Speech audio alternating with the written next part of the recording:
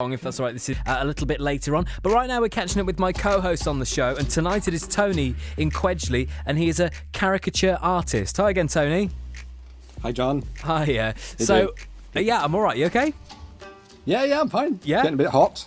Yeah, you have to put my markers in the fridge, I think. My magic markers. You what? Do you have to do that? My marker pens. I haven't yet, but I might have to. It's going crazy tomorrow, isn't it?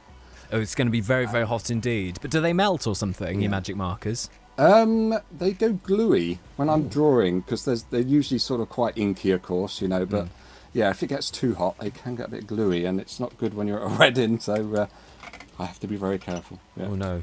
You don't want to get gluey magic marker over someone's dress, do you, at a wedding? That'd be terrible. No. Well, some people think it improves the drawings, but, with the way the pens go, no.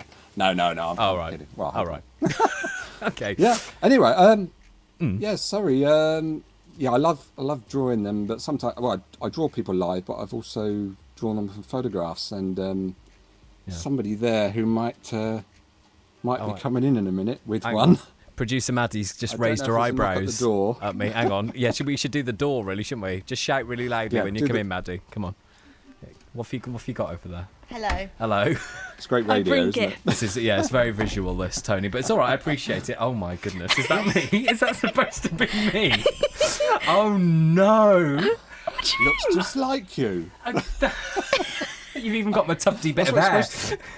I haven't got my from where my hairline's receding. Oh my goodness me, Tony! How long does something like that take you? I mean, it's very good, and thank you very much, I should say at this point. But why is my head on like a stick? It's your neck. My thin neck. Yes, that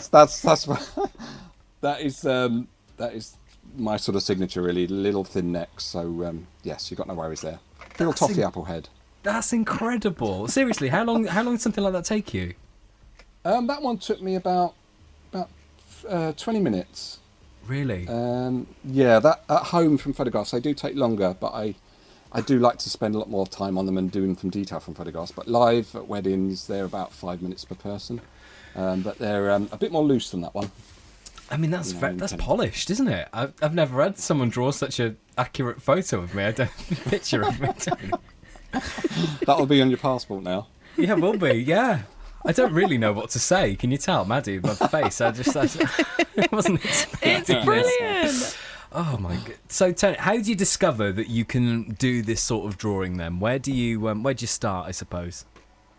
From photographs, they say you keep trying, but the live work is what I really wanted to get into, and I never actually thought I'd do it because I was scared stiff, but after I came out the MOD, I went to a little contract studio, and I was an illustrator. I used to draw teddy bears, which is quite different from what I used to do. But I wanted to get back into the art, the creative work. And then during the recession, we were made redundant. So basically, in my late 40s, and I thought, oh crikey, what can I do?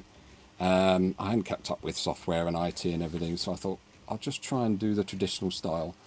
So I forced myself to get on the streets, and Cheltenham had a craft market. Well, I think they still do, actually, once a month. And I hired a stand there, and I just kept at it. Once a month, most of the year. I think it was from about April, May to about end of September. And just kept going. People could pass and, drop in for a caricature. So that was it. And you improve your technique and your style, and that was a really good grounding. And I basically, the hardest thing was people watching. That's a terrifying thing. Oh, Tony, you there? Oh no, he's gone. I was just going to ask him what it's like to do the thing he loves every single day in the world. I'll have to ask him a bit later on in the show, won't we?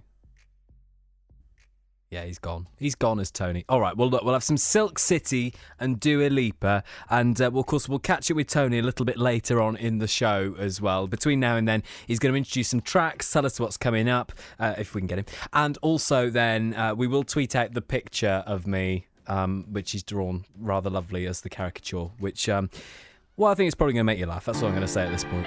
Right, we'll catch up with Tony a bit later on in the show. Falling into you, baby.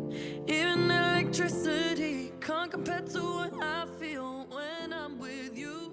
My co-host on this evening's show, it's been an experience because never before have I had someone draw a picture of me and then co-host the show with us. It's Tony, he's in Quedgeley and he's a caricature artist. Hi again, Tony. Hi, John. Hi, have you had a good time co-hosting the show with us this evening? It's been fantastic. Yeah, thank you for letting me have this opportunity. It's brilliant. Oh, that's all right. Well, no, thank you for joining us, and thank you again for the image, which we have tweeted now as well. And yeah, I'm not sure how to feel about it really. It's very, very good indeed. Oh, thank you. But yeah, it's one of those. It's sort of. Do you ever get people once you've finished drawing and you go, oh, it's not quite what I had in mind? Well, I try not to do that. No, depends what you mean by not what I had in mind. You know, I have slipped the pen once, I think, from what I remember. You know, it sounds quite yeah. And I gave a lady a bit of a large cheek on one side once, and Did you? Yeah, I did cringe. You know, she almost looked like she had a mouthful of ice or something from her G&T, but yeah, that was, and I did notice her partner did comment on it. You know, he actually made the face with his cheek, but I think that's the only one I can remember so far. But yeah, I try not to, I try and be, you know, as good as I can. But yeah, you've just got to get in the zone really, and just keep going. Yeah. The best thing is to be like that. Just keep going as much as you can because it turns into muscle memory. It's a bit like driving a car, really. Once you've got your technique and your style, the faster you go, the better. And, really? Yeah. It's a funny thing because caricaturing is all about shapes and you know, expressions of people, hair shapes, that sort of thing. So as soon as you as I say, you've usually got a cue. So as soon as somebody sits down, if you can imagine it, you've had somebody sat in front of you for 5-10 minutes, if there's a couple, 10 minutes, and they get up, and as soon as another couple sit down, you immediately see different shapes. So you lock onto that, and then you draw it. So, but obviously emphasising and stretching a little bit. So yeah. How does it feel to be doing this then every day? Something that you used to do as a hobby, and now it is the full-time job. Fantastic. I wish I'd started years ago. Really. It really is. It's some people say, "Oh, don't you get tired of drawing faces?" But if you think how many millions of faces or billions of faces there are in the world, you know, there's always something different. So, or somebody different, not something, somebody. It's fantastic, yeah. And yeah, usually, and you do sit down. When somebody does sit down and they've got a fantastic hairdo, or you know.